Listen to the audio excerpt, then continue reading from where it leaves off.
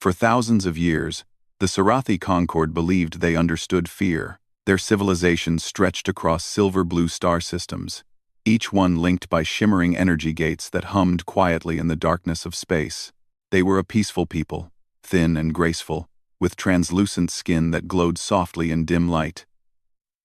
Their cities were built from crystal-like structures that changed color with the rising suns.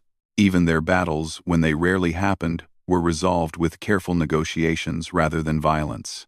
But all of that changed the day the Void Reaper appeared on the edge of their territory. It began as a rumor, a faint disturbance swallowed by the dark. Star watchers in distant observatories noticed something strange. Stars flickering out one by one, as if someone were passing a giant hand over them. At first, the Sarathi thought it was a sensor error. Their technology was incredibly precise, but even the greatest machines made mistakes. Then the disappearances spread.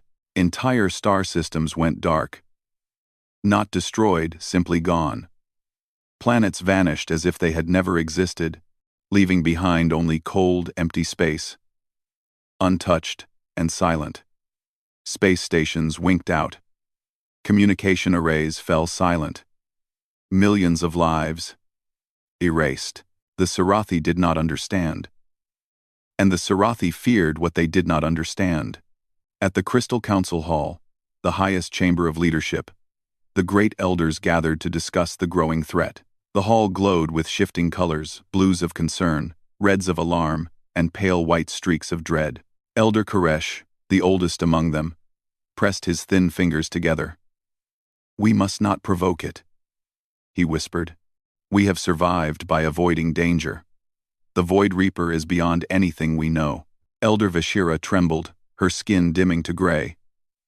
"We do not know if it can be reasoned with. We do not even know if it can hear us." Projected before them hovered a massive hologram, a swirling black and silver storm, shaped like a crescent and moving steadily through the Sarathi border. It moved with purpose, not like a natural phenomenon. It was too smooth, too steady, too exact. It almost looked like a hunter. The room grew still. "The nearest inhabited world in its path is..." A young analyst paused, swallowed hard, and continued. "The human colony, Frontier 1. 2. At the mention of humans, the council murmured. Humans were newcomers to the greater galactic community. They came from a world the Sarathi considered dangerous, a death world, as many species called it, full of storms, radiation, giant predators, extreme climates, and violent natural disasters. In Sarathi memory, no species from a world like that had ever survived long enough to reach space. Humans were the exception. They had climbed through hardship, war, famine, and chaos to reach the stars. To the Sarathi, humans were unpredictable, strange, too bold, too reckless, too loud. And yet, there was something else. Something that neither the Sarathi nor other species wanted to admit. Humans were brave. Brave to the point of foolishness, sometimes. But brave, even so. The Sarathi believed that no bravery could help against the Void Reaper. "They must be warned," said Elder Koresh. "We cannot save them, but we can at least inform them." The others nodded. Warning was tradition. It was respectful. And it was the only thing they believed they could do. A message was sent across light years toward the human colony.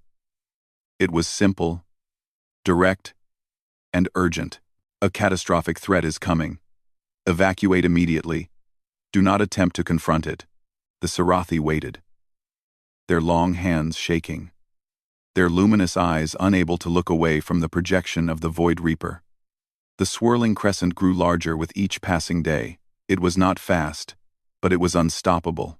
Their outer sensors could not measure its power. Their predictive algorithms failed to define its structure. Every scientific model simply produced one result: total loss of system. Fear settled deep in their bones. The reply from the humans arrived quickly. The message was played aloud before the full council.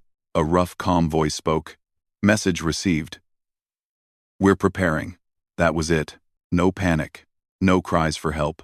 No long explanations. The Sarathi stared in disbelief. Preparing? Preparing for what? Preparing how? Surely the humans did not intend to stand their ground. No species stood against something like the Reaper. You hid. You fled. You erased your traces. That was how the Sarathi had survived for ages. But humans were not Sarathi. Days passed, and more human transmissions came through the subspace lines. But instead of evacuation reports, the messages were filled with heavy engine signatures, fleet movements, and warship deployments. The Sarathi could hardly comprehend what they were hearing. The humans were not running. They were moving toward the Void Reaper. Across the Concord, shock spread. No species had ever moved toward the Reaper. Not once. Not in thousands of years. You did not step toward a force that erased planets. It was like stepping into fire thinking you would not burn. Elder Vashira requested a direct conversation with the humans. After hours of careful debate, the council agreed. A secure communication link was opened to the command vessel near Frontier 1-2. The screen lit up, showing a human woman with short, dark hair, firm eyes, and a quiet expression. She wore the uniform of a ship captain, marked with a nameplate. Captain Mara Galloway, UNS, Horizon Breaker. Greetings, she said calmly. I understand you wanted to speak. Vashira leaned forward, her voice trembling. Captain, humanity must leave that region. The Void Reaper destroys everything.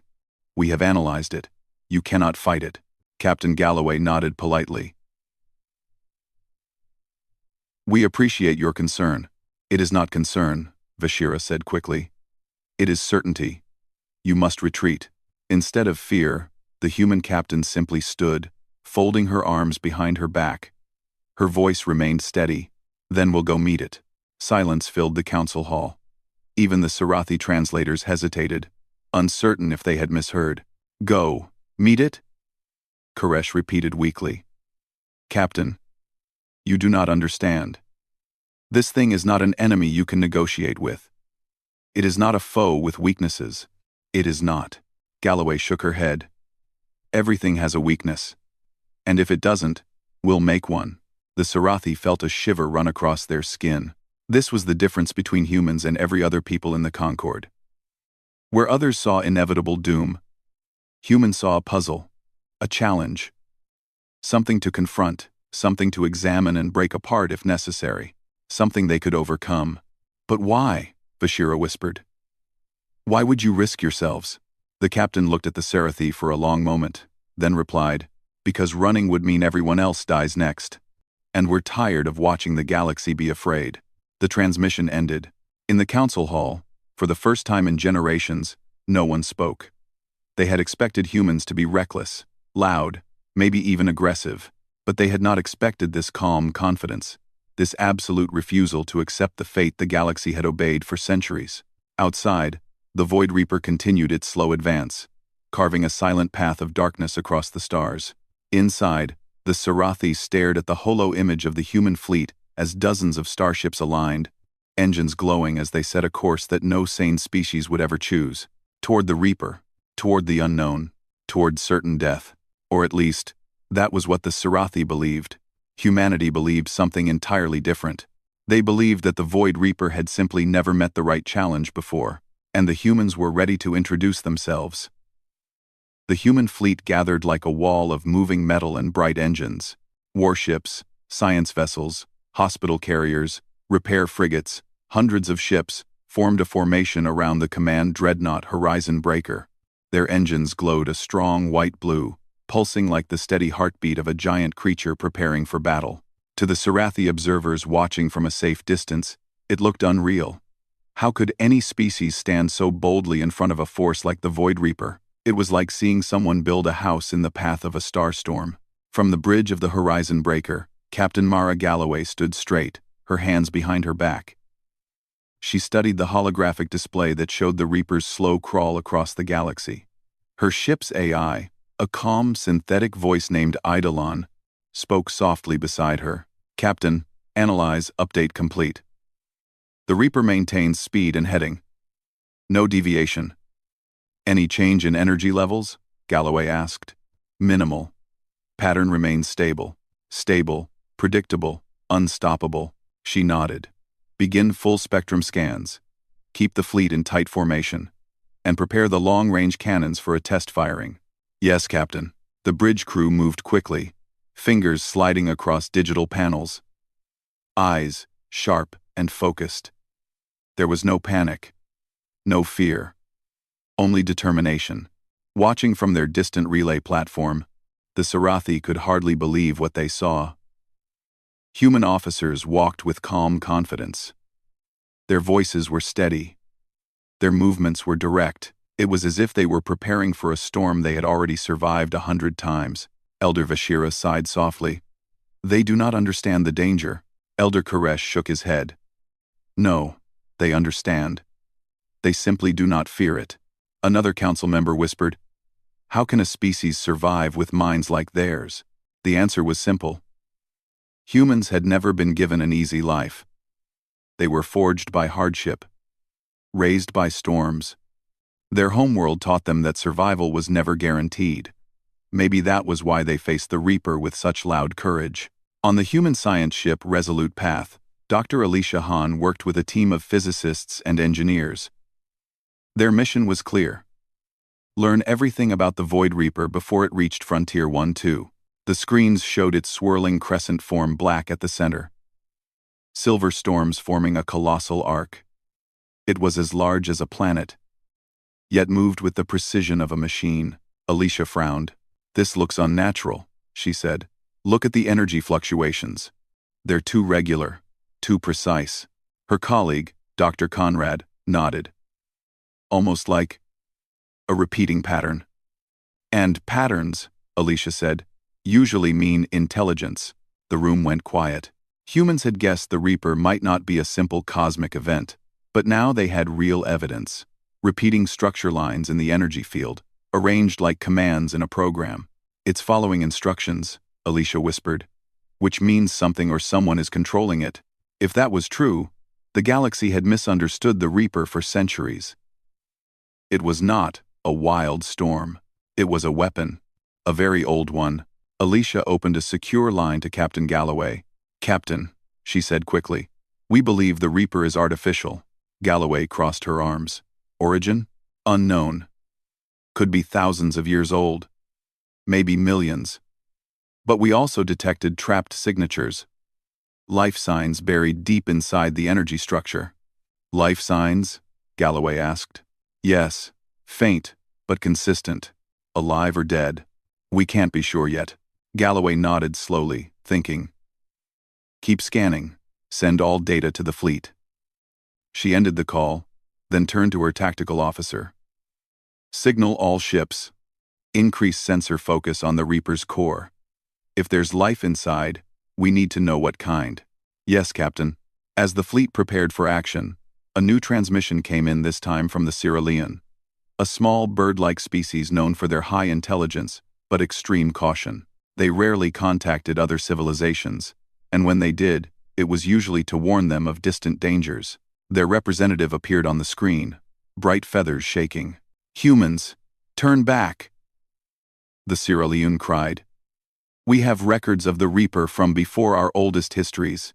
Every species that tries to examine it disappears. You must not confront it. Galloway nodded respectfully. We appreciate the concern, but we're not turning back. You will be destroyed. Maybe, Galloway admitted. But if we do nothing, everyone else will be destroyed next. The Cerulean stared at her, confused. Why would you risk your people for others? Galloway shrugged. Because we don't like bullies. And something out there is bullying the entire galaxy. The Cerulean blinked rapidly, unsure how to respond. Humans were confusing. Humans were frightening.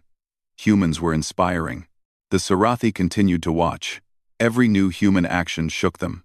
When the human fleet performed a test firing of their long-range cannons, the energy blast cut through a small drifting asteroid so cleanly that the rock split into perfect halves. When human drones approached the Reaper's edge, they were torn apart by gravitational distortions, but humans simply built stronger drones and sent more. When the fleet detected strange energy pulses, humans adapted their shields to respond within minutes, something that usually took Sarathi engineers days. It was as if humans were built for crisis, as if they became smarter, stronger, and more focused the closer danger came.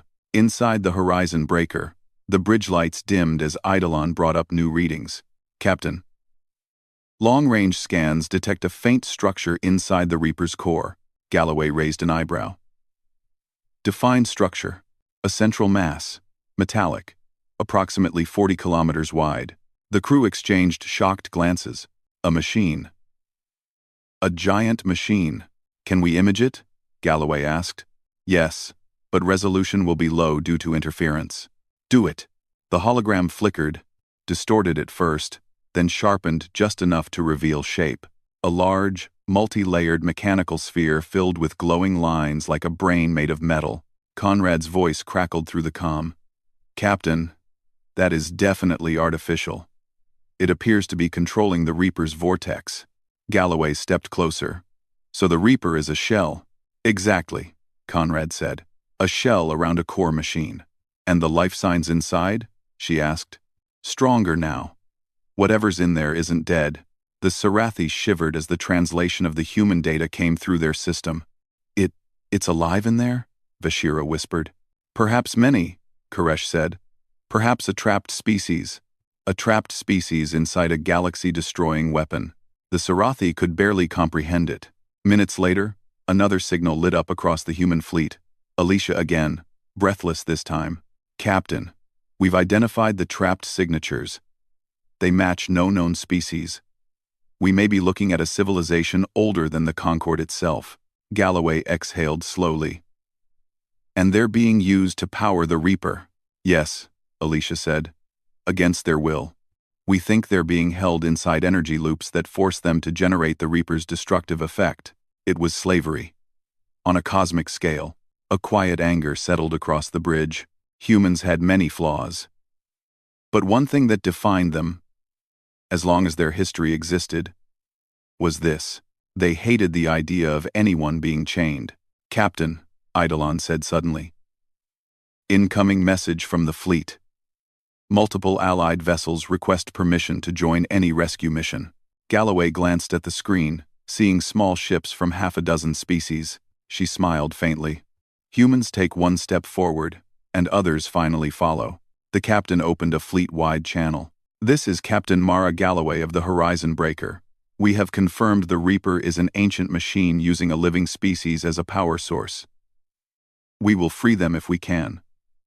We will disable this weapon, and we will stand together, humans and allies, because fear has ruled the galaxy long enough. She paused. We move at dawn cycle. The bridge crew straightened. Engines roared. The fleet shifted formation. Humanity Deathworlders were stepping toward the Reaper. And this time, they weren't alone. The human fleet moved silently through the cold void of space, its engines a hum of focused determination. Every ship was aligned in perfect formation, ready to strike when the time came. Ahead of them, the Void Reaper loomed, its massive, dark crescent shape spreading across the stars, as though the very light was being drained out of the universe itself. Captain Mara Galloway stood on the bridge of the Horizon Breaker, staring at the holographic display of the Reaper. It was as if the Reaper were a giant predator, moving steadily toward its prey. It felt like an unstoppable force, but to Galloway, it was just another challenge. And challenges were something humans were good at. Captain. Eidolon. The ship's AI. Interrupted her thoughts. Long-range scanners detect a massive energy spike at the Reaper's core. It is expanding rapidly. Galloway frowned. What's the source? I cannot determine the origin. It may be a defensive mechanism or an offensive capability. Send the signal to the fleet. Prepare to take evasive action, Galloway ordered. The crew immediately went to work, checking systems and confirming their readiness. But Galloway knew that what was coming would be more than just evasive maneuvers. They needed to act fast if they were going to succeed. Aboard the Resolute Path, Dr. Alicia Hahn watched the data flow in from her team. The scientists and engineers were working tirelessly to analyze the core of the Reaper. They had discovered that it wasn't just a weapon. It was also a prison.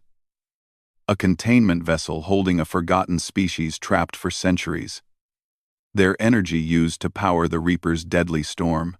It was both a weapon of mass destruction and a graveyard.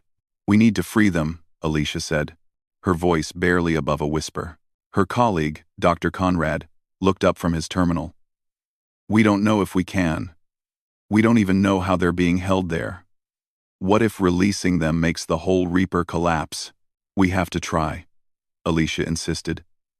"We have no choice. If we don't, the Reaper will continue its path. It will destroy everything." Conrad paused, weighing the risk.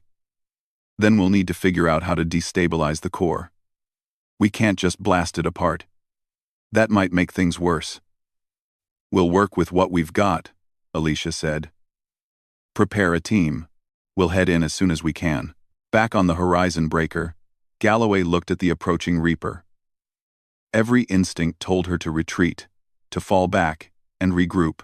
But the moment she heard the reports about the trapped species inside, she knew they couldn't do that. The Reaper had to be stopped, and it wasn't just about survival anymore. It was about doing what was right. The fleet continued its journey toward the Reaper. The time to act was near. "Captain," the tactical officer called out, "we've detected multiple incoming pulses from the Reaper's core. They're not just energy discharges. It looks like a signal, a communication. Can you decode it?" Galloway asked. The officer nodded. "It's not like anything we've ever seen. But it's a pattern.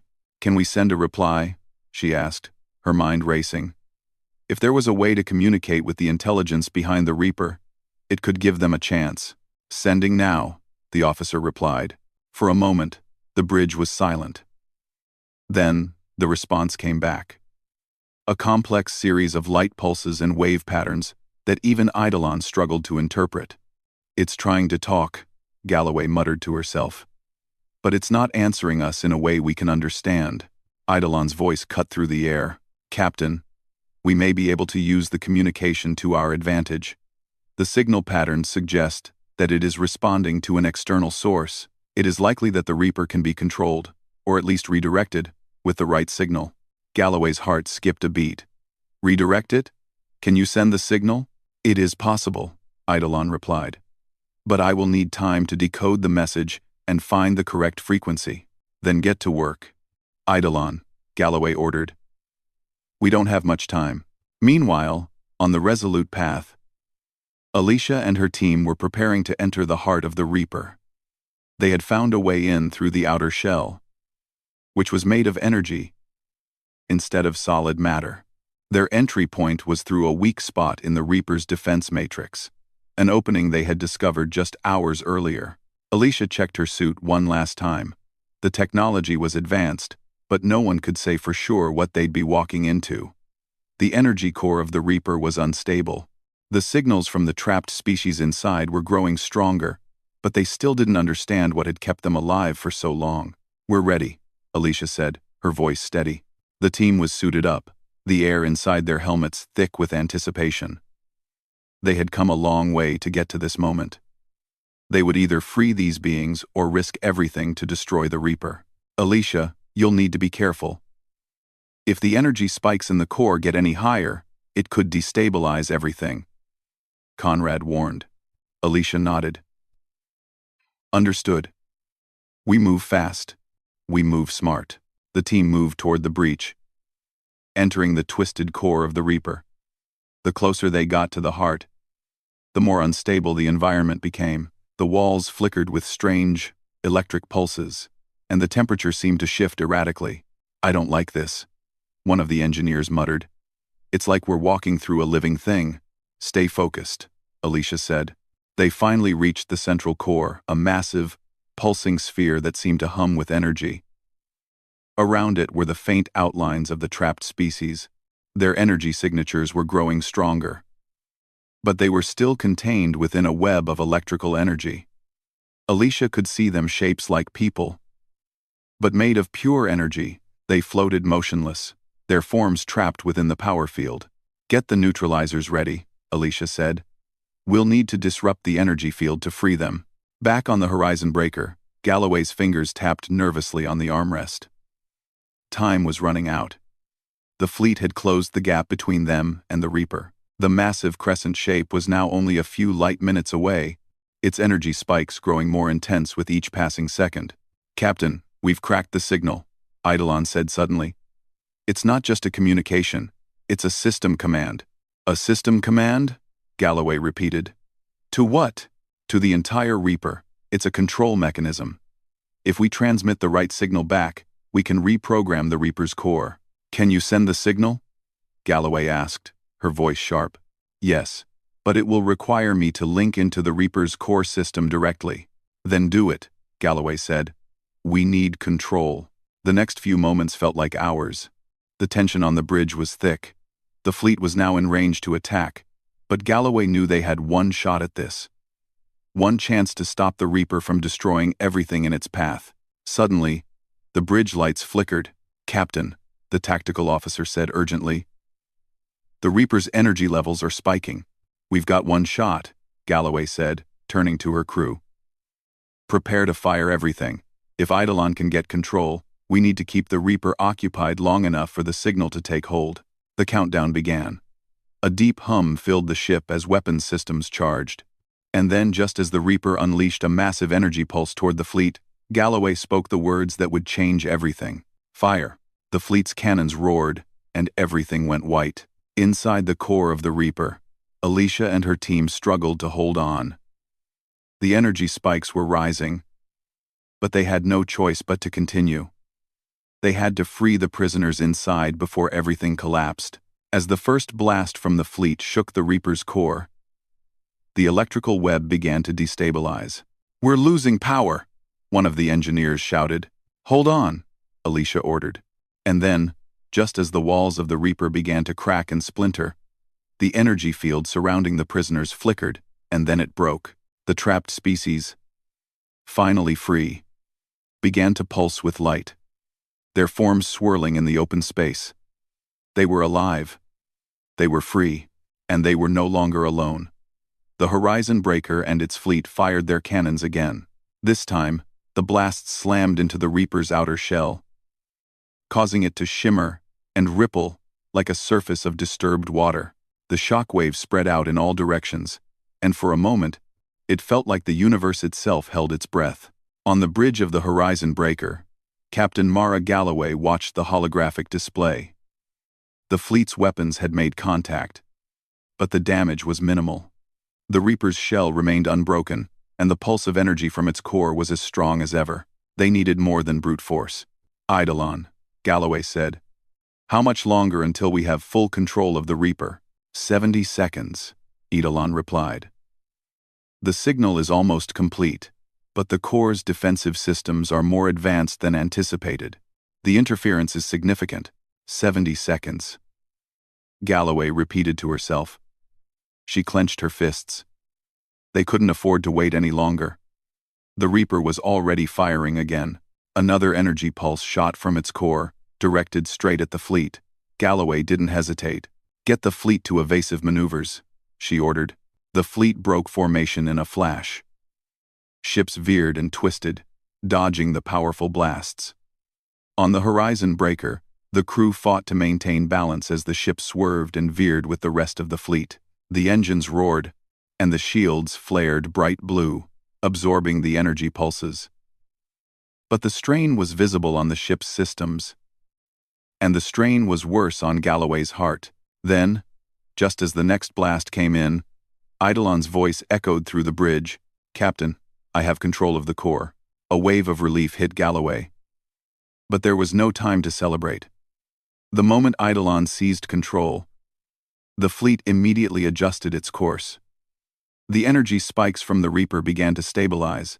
The massive structure's dark shell shuddered as if something inside it was awakening. "Now we make our move," Galloway said, the fire in her eyes returning. "All ships, converge on the Reaper's core. Focus all firepower on the command center. Let's finish this." The Resolute path was right behind the Horizon Breaker.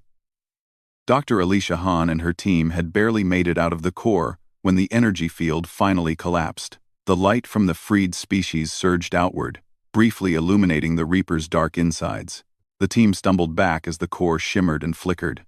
The world around them was alive with strange, flickering energy.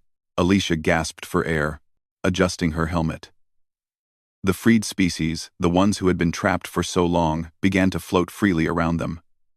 They were no longer bound by energy webs, no longer imprisoned in the shell of the Reaper, but their presence caused a strange ripple in the space around them, as if the Reaper itself were coming to life.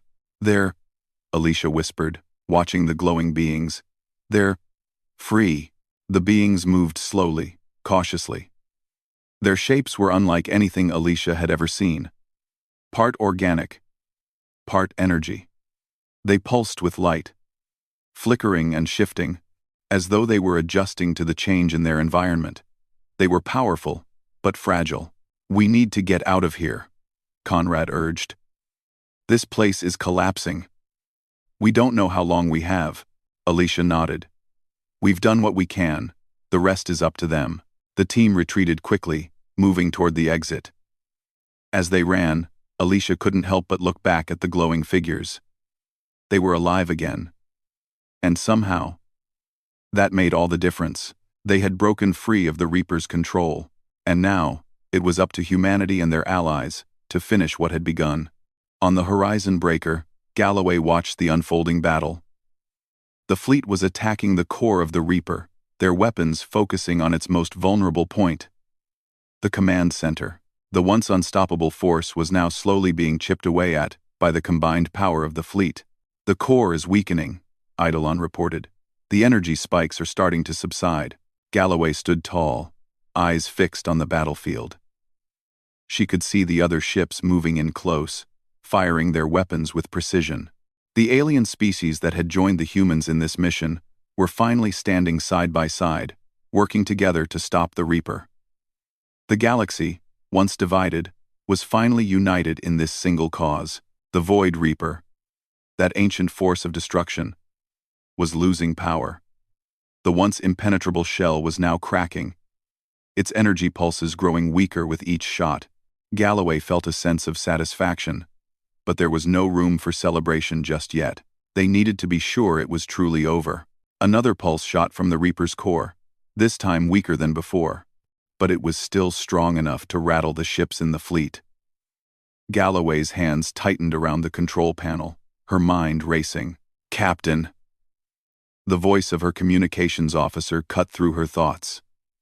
"The freed species, they're somehow amplifying the signal. The core is collapsing faster now."